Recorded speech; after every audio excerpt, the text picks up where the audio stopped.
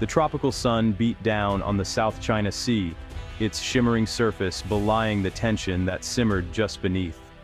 This vast expanse of water, dotted with coral reefs and tiny islands, has become one of the world's most contested frontiers, a place where the ambitions of nations collide. But on this day, the waters were anything but calm. Beneath the blue skies, a silent standoff was unfolding, the waves carrying the weight of history and unresolved disputes. On a recent morning, the Philippine Coast Guard's BRP Malapascua carefully escorted a small supply boat toward the BRP Sierra Madre, a rusted World War II-era ship intentionally grounded at Second Thomas Shoal. This battered outpost, manned by a handful of Filipino Marines, stands as a lonely sentinel in disputed waters, a symbol of the Philippines' claim.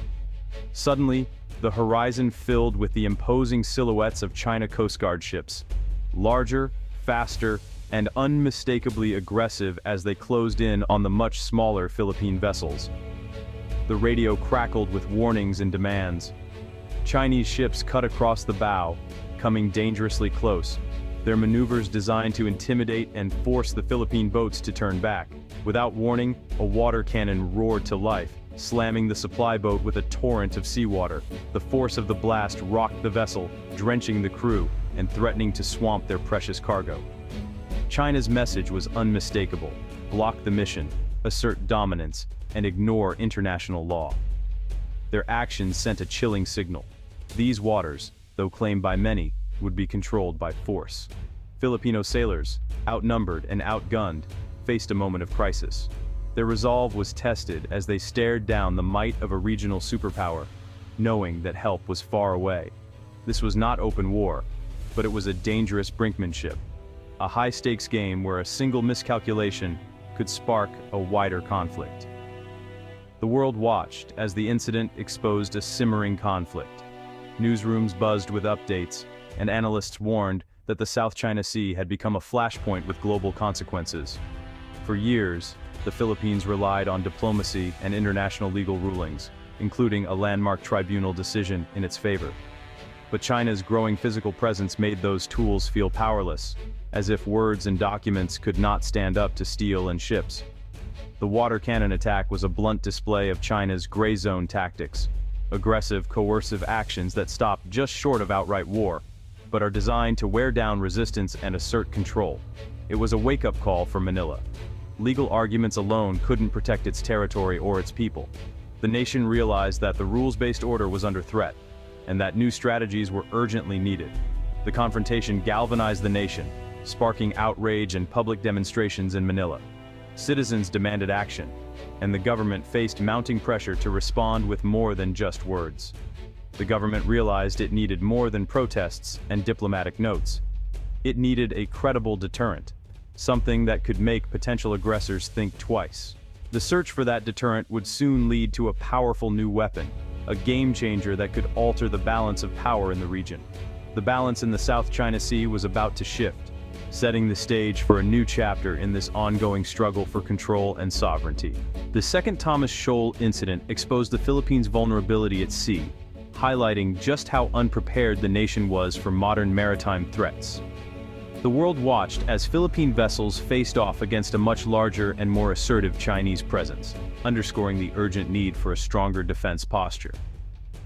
For decades, the Philippine military had focused almost exclusively on internal security, counterinsurgency, disaster response, and peacekeeping.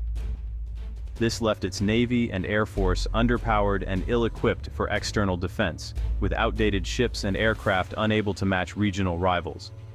China's relentless pressure in the West Philippine Sea made this weakness impossible to ignore. Chinese ships patrolled ever closer, testing Manila's resolve and exposing the gaps in its maritime security. Relying on the 2016 arbitral ruling was no longer enough. China simply ignored it, dismissing international law and continuing its activities. Diplomatic protests and legal victories brought little real change on the water. Manila's leaders realized they needed to move from passive defense to active deterrence. The old approach of waiting and hoping for outside help was no longer viable. A new mindset was required to protect national interests. Enter the comprehensive archipelagic defense concept. a bold new doctrine that emphasized constant surveillance, regular patrols, and, crucially, the ability to strike back if necessary. This strategy aimed to turn the Philippines' geography into an advantage. The focus shifted from acquiring big, expensive warships to developing agile, asymmetric capabilities. The so-called porcupine defense would make the Philippines a painful target for any aggressor, relying on mobility and smart technology rather than sheer size. At the heart of this strategy was a new kind of weapon, one that could threaten enemy ships from the safety of Philippine shores, deterring intrusions without risking open confrontation. The Philippines needed a fast, precise, and hard-to-intercept missile system, something that could level the playing field and send a clear message to would-be aggressors. The search for such a weapon led to a new and promising partner, India, a nation with its own experience in regional security challenges. And India had exactly what Manila needed: the BrahMos missile, a game-changing addition to the Philippines' evolving defense strategy. Acquiring the BrahMos missile system marked a pivotal moment in the Philippines' defense history. For years, the country had relied on outdated equipment and limited deterrence capabilities, but this new acquisition signaled a bold step forward. In 2022, Manila finalized a $375 million deal with BrahMos Aerospace, making it the largest defense purchase in the nation's history. This agreement was not just about hardware, it was a statement of intent, a commitment to modernizing the armed forces and protecting national interests. The decision to acquire BrahMos wasn't simply about buying missiles. It represented a strategic shift from passive defense to active deterrence, signaling to the world that the Philippines was ready to defend its territory with advanced technology. The BrahMos, renowned for its supersonic speed and devastating power, was also a diplomatic bridge. By choosing this system, the Philippines deepened its defense ties with India, opening doors for future cooperation and joint training. The system's mobility is a game-changer. It can be quickly hidden or redeployed along the archipelago's vast and rugged coastline, making it difficult for adversaries to predict its location or neutralize its threat. The first BrahMos batteries arrived in 2024, and Philippine Marines began intensive training to master their operation. This hands-on experience is building a new generation of missile operators, ready to respond at a moment's notice. With BrahMos, the Marines are now capable of striking enemy warships hundreds of kilometers from shore. This leap in capability transforms them into a formidable force, able to project power far beyond the coastline. The missile system effectively creates a no-go zone for hostile navies, establishing a powerful deterrent and reshaping the security landscape in the region. More than just a weapon, the BrahMos has become a symbol of the Philippines' determination to defend its sovereignty and assert its place on the world stage. With this new arrow in its quiver, a new era in Philippine defense had truly begun, one defined by strength, partnership, and renewed national pride. The BrahMos is a supersonic cruise missile, 3 times the speed of sound, nearly 1 kilometer per second. Its speed gives enemy ships only seconds to react, making interception nearly impossible. The missile's kinetic energy alone can cripple or sink large warships. The Philippine version is shore-based and mobile, using fire-and-forget guidance and sea skimming to evade detection.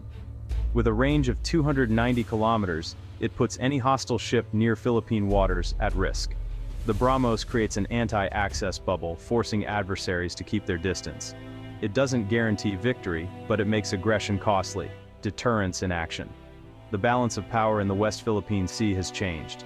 Defending over 7,600 islands and 36,000 kilometers of coastline is a daunting task.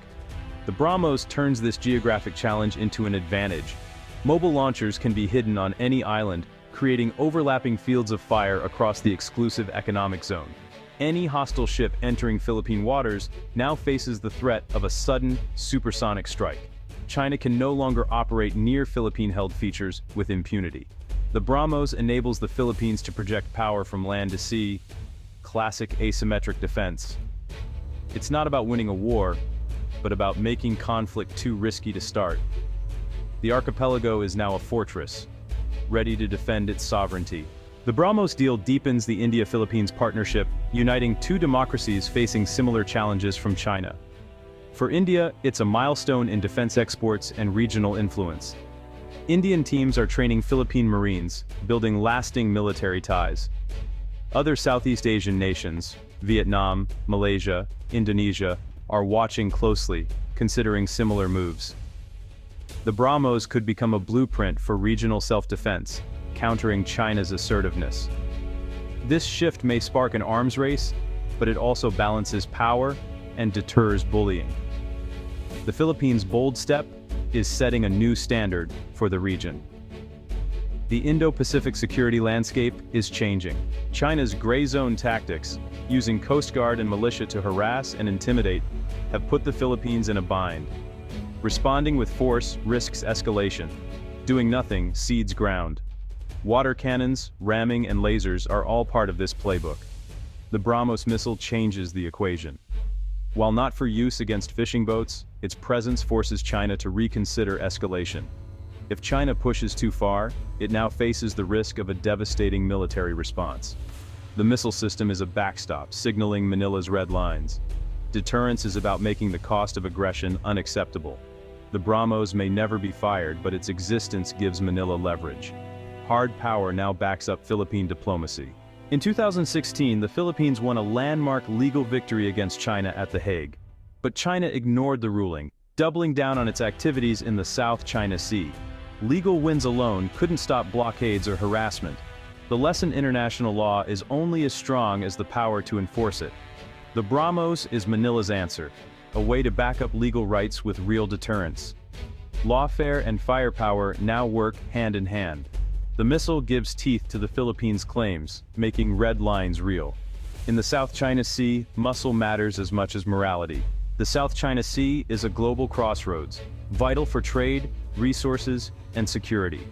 China's attempts to dominate threaten not just the region, but the world. The BrahMos strengthens the Philippines' alliance with the US, while building its own self-reliance. Integrated deterrence, combining allied capabilities, now complicates Beijing's plans. The missile system fortifies the first island chain, a key line of defense in the Pacific. Middle powers like the Philippines are taking charge of their security. The BrahMos is more than a weapon. It's a symbol of a nation standing up for itself. The era of unchecked intimidation in the South China Sea is ending.